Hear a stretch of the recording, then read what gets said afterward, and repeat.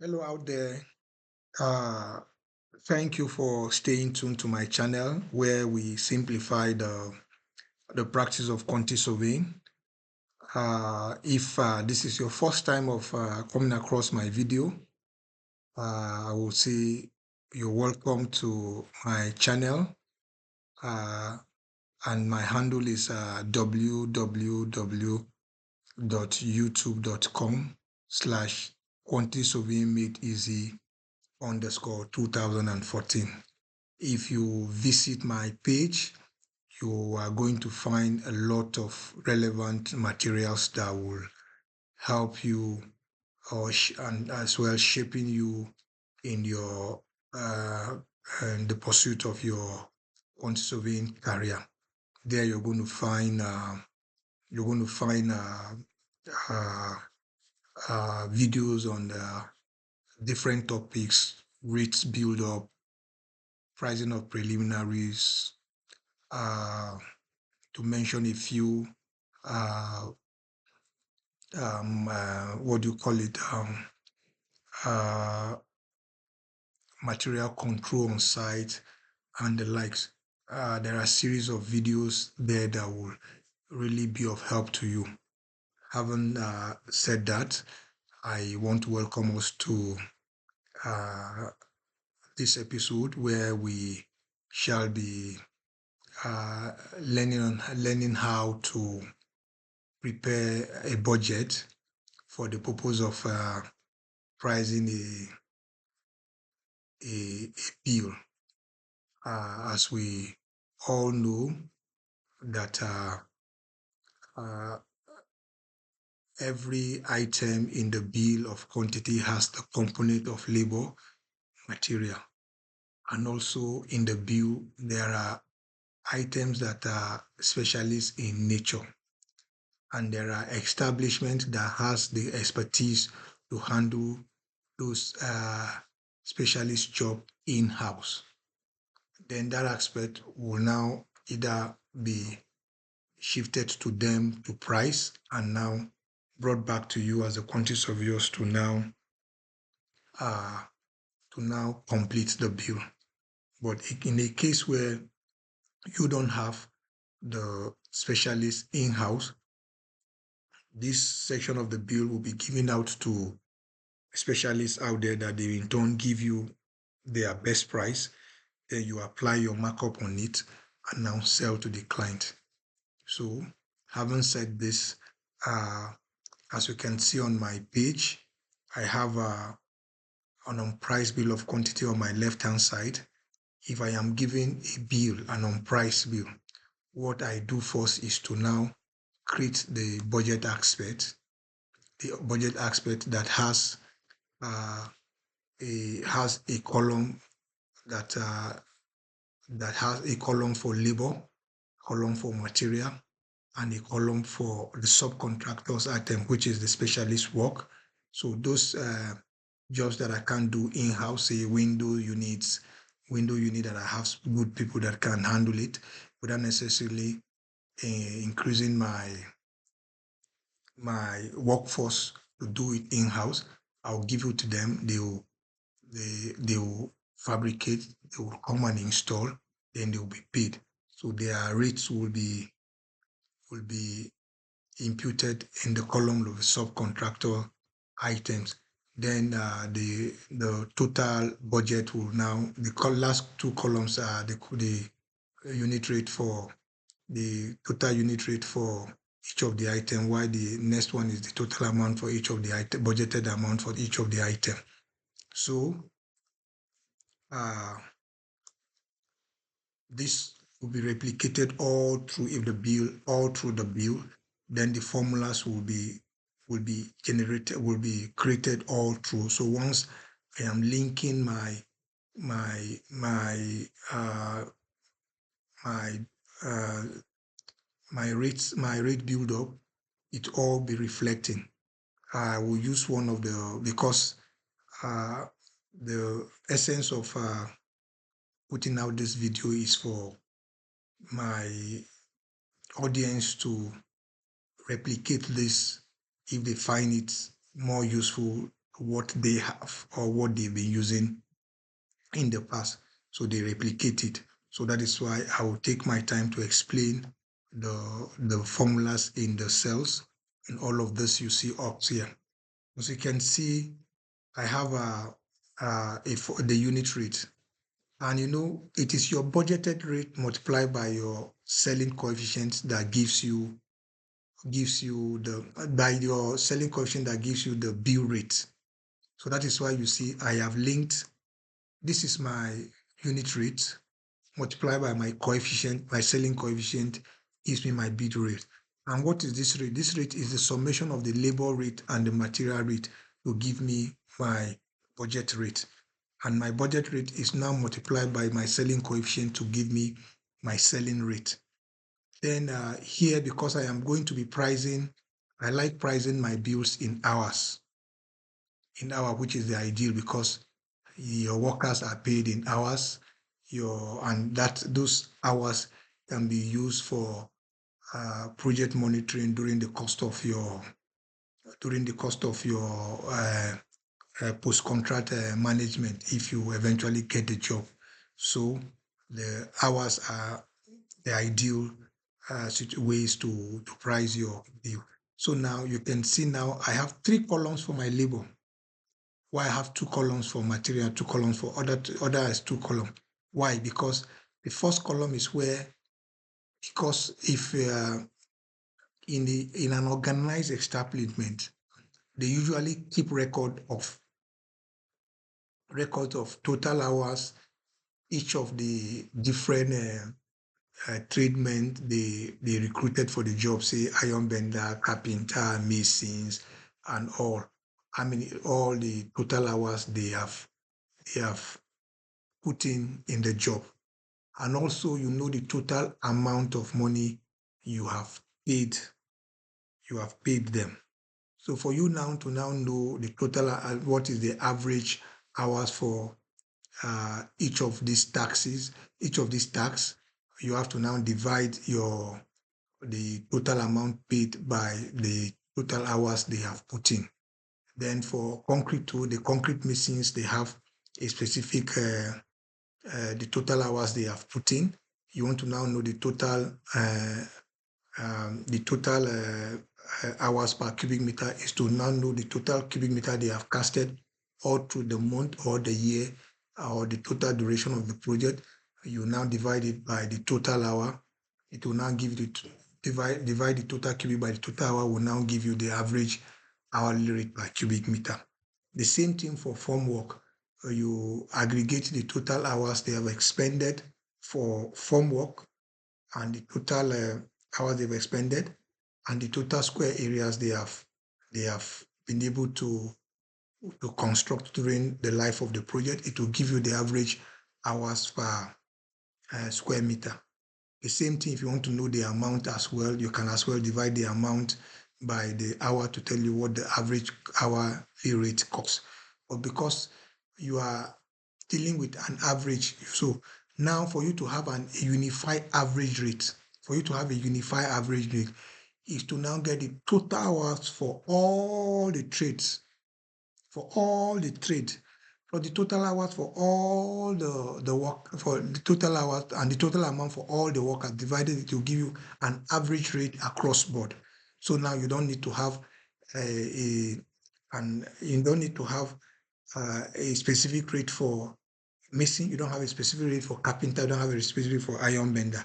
So it is now an average rate for all the trades, which can be applied for every of them. So that is how you generate this. And now I'll take us to how I arrive at this for the purpose of this exercise. If you come to the hourly rates, I took an example. I said, okay, if I'm engaging a carpenter and a labor, or a mason and a labor, the carpenter's rate is 6,000, while the labor is 3,000. So if it is 3,000 plus 6,000 gives you 9,000. And the both of them put in 8 hours of work for the day. If you divide it by 8 hours, it gives you 1,002 per hour. Then I've already explained how I arrive at all of these concrete hourly rates, formwork hourly rates for base, for slab, for reinforcement. I said, for example, for concrete, I have the total hours for the masons are employed for concrete work specifically, not total masons on site. There are masons for block work, there are masons for plastering, but these are masons for concrete works because in the time card, the foreman is expected to allot the total hour the mason spent in doing concrete work, allocate the hours spent in doing block work, allocate the hours spent in doing uh, plastering and other masonry job. So now you get the total hours spent in doing the concrete work and the total concrete that was produced. By the time you divide it, you will now get the average hour per cubic meter. The same thing goes for formwork, the same thing goes for reinforcement and like that. So having said this, then the next item is before we now come and start imputing figures into this, which of course the figures are coming from this same explanation we are making. It is the coefficient. As we can see now, the coefficient is 1. 1 because 1 is the budget. So now I needed to put a markup of whatever amount on that. Many persons out there, they often use the 25, the 20% markup, the 30% markup without understanding the rationale behind this, how this figure came about. This overhead varies from establishment to establishment. The size of your uh, your your head office or the size of your the size of your head office determines uh, what your cost will be in terms of what you want to allocate for the head office. The complexity of the project will determine the risk, the insurance, how many percent the insurance will want to take. Uh, of course, banks differs in terms of amount they charge per, maybe if you want to take a bond for you to secure your advance payment. Then contingency for technical risks. Say you have a uh, you have a you have this. Let's even take it one after the other. This is the breakdown for the overhead and profit. The company overhead, that I said depends on the size of your head office establishment, your running costs at the head office, the fleets of cars you have for your head office personnel, the managers, and all of that. Then for the design fee, I am skipping those other two because sometimes they are not relevant depending. So, but I just want to take those ones that are relevant to our day in, day out. Say design fee. You ask after the client probably has engaged a designer to give you all the drawings necessary for you to execute the job. Probably your pattern of execution is different from what the designer has given to you. Let's take, for instance, you are this kind of company that you are very fast when you apply the precasting model, where you have to convert all your slabs into precast, your beams to precast, you leave them, hang them, cast the joint, this one. So for you now to now convert the institute design to now a precast design, you have to either engage a specialist and you need to pay him. So you have to account for the amount. The amount you are going to pay him will come from somewhere. It's not going to come from your pocket. It's going to come from project. Then deferred liability, you're expected to stay. You're expected to stay on the project after handing over for a specific duration, ranging from 6 to 1 year, depending on what the contract stipulates. Then, and as the defect manifests, you are spending money to attend to those defects. If you don't, if you don't make provision for such amount of money, definitely you are going to be spending from the profit that you are going to make. And how do you determine the percentage? Some persons, some other project will they have studies, they have data from their previous projects.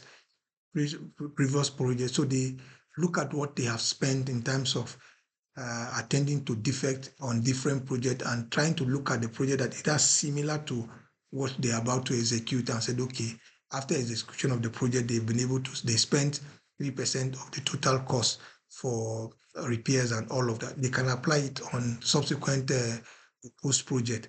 Insurance, the insurance companies will look at the complexity, the risks, and all of that. They will tell you what their uh, insurance cost will be. What will be the percentage to the total cost? One, you want to secure, you want to secure, you want to secure advance payment. The bank will, the client will require a bank guarantee bond, which you are going to secure with an amount and all of that. Then the technical risk. The technical risk is, say, uh, during the cost of construction, you are casting a column and the column gave way and it shifted from its alignment. So you needed to pull down that column and redo the work, or a slab.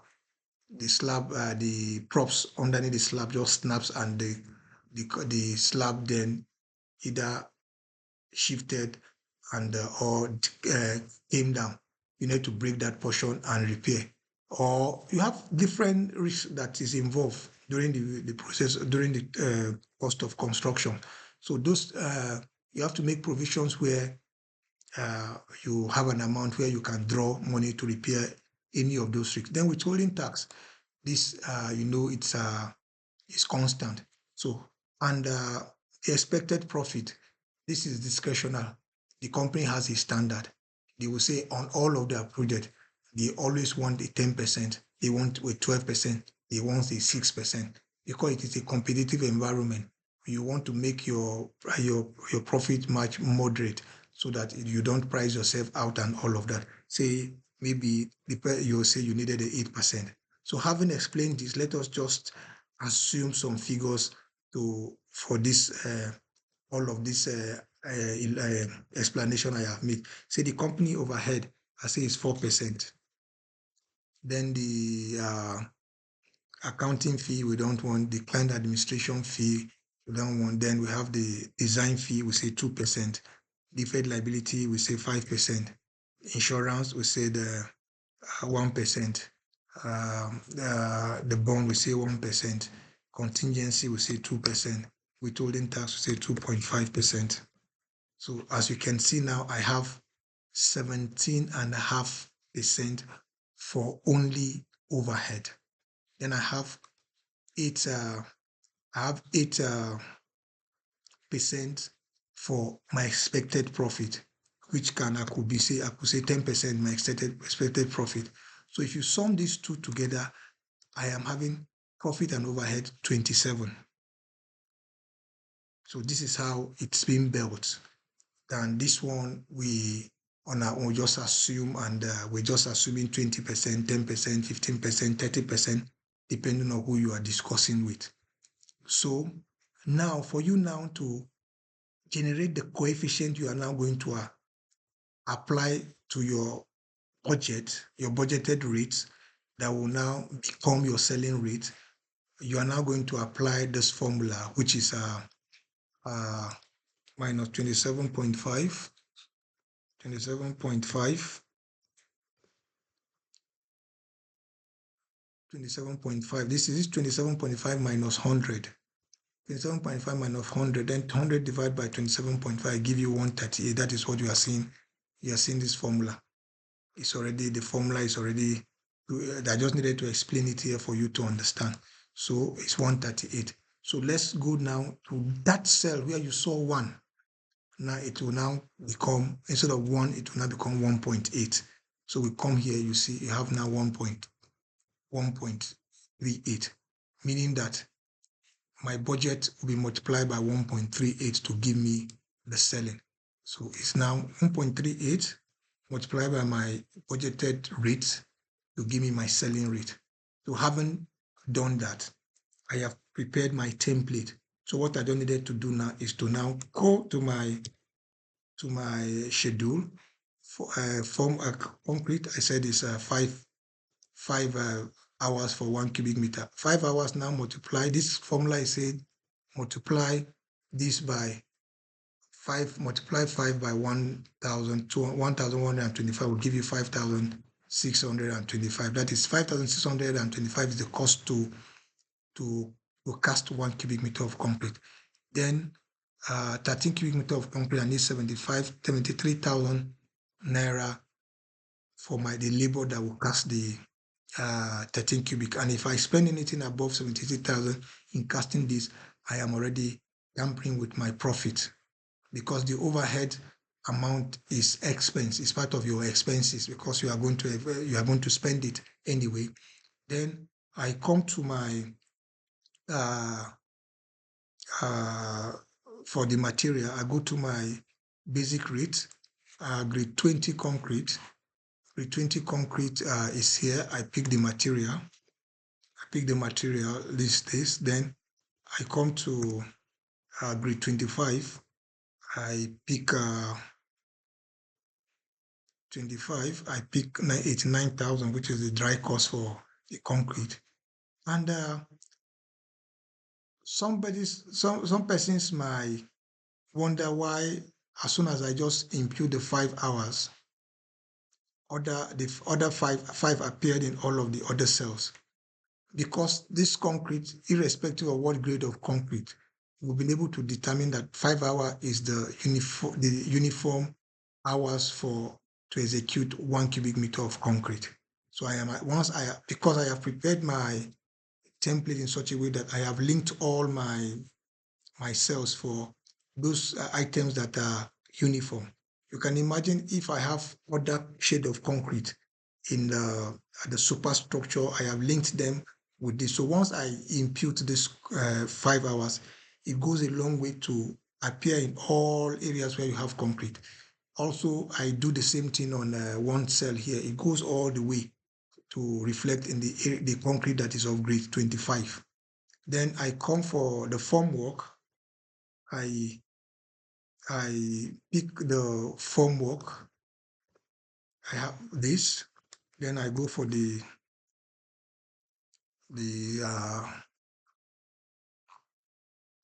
formwork. I pick the material cost. For the material cost now gives me then for the reinforcement,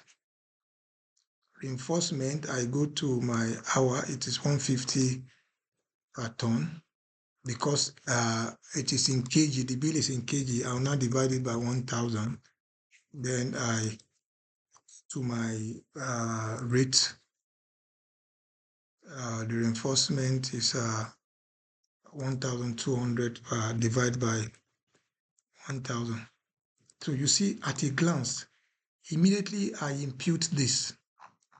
I have my budget for the total work I'm about to execute if I get the job as 28 million. Then I have my income as 39 million, and my 39 million.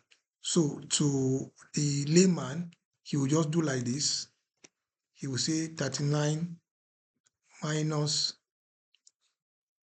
28. He will now immediately conclude that his profit is 10 million, which is not true, because instead of this 10 million, you have your overhead cost, and your overhead cost is expenses, but it is not reflecting here. It is not inside of this.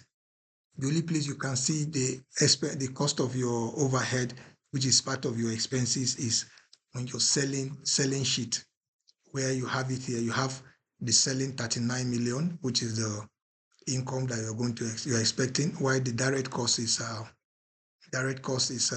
for direct labor or direct works is 28 million. Yes, of course, I'm expected, because this is not this one. The indirect cost is a topic for another day. I'm not preparing a complete bill. I'm only just showing us how to budget for direct works. If I am to prepare, if it is a complete bill, like a complete bill, I am supposed to have a cost, an amount for a separate spreadsheet where I have a budget for my indirect costs, have a budget for my indirect costs, then the markup as well linked to it.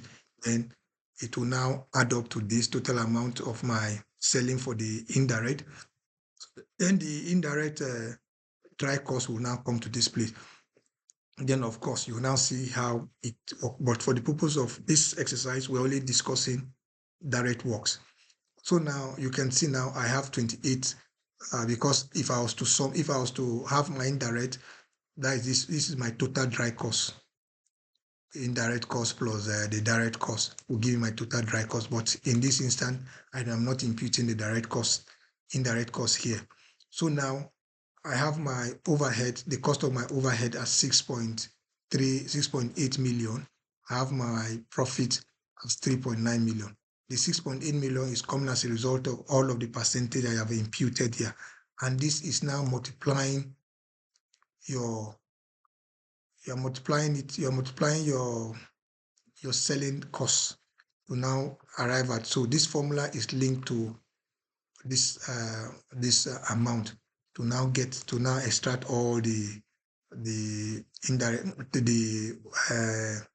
overhead cost that you are going to incur. So the 6.8 million, which is the 6.8 million here, which is just 70% multiplied by this. But this is the breakdown, how it all arrived. But this 75% I multiply by the selling that gave me the 6.8. Then the 3 million is the 10% of this. So you can see that the only money I'm going to make as my net profit is 3.9 million. As against, if you are looking at it from the bill, literally to say, okay, this is my budget amount, 28 million. And this is my income, 39 million. So if I subtract it, I'm going to get a 10 million as against what I have in my top sheet. So this other area is say you want to know what is your cost per square area. Say you get the total square area of the internal square area. You now divide it by, if it is say 100 square meter, that is the total surface area of what you are building. Then you divide it by your dry cost. It's giving you a 284,000 per square meter. Can as well 393,000 per square meter.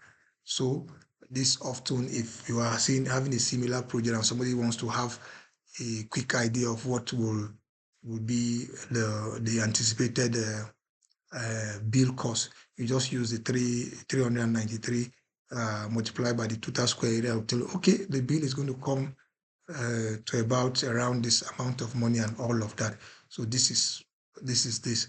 So if this I've been able to giving you another perspective, I've been able to bring another perspective to bear on how you approach your bill pricing. Please do like my page. Above all, subscribe if you have not subscribed to my page, and please let this video go viral to those that will need it. Thank you, and see you next.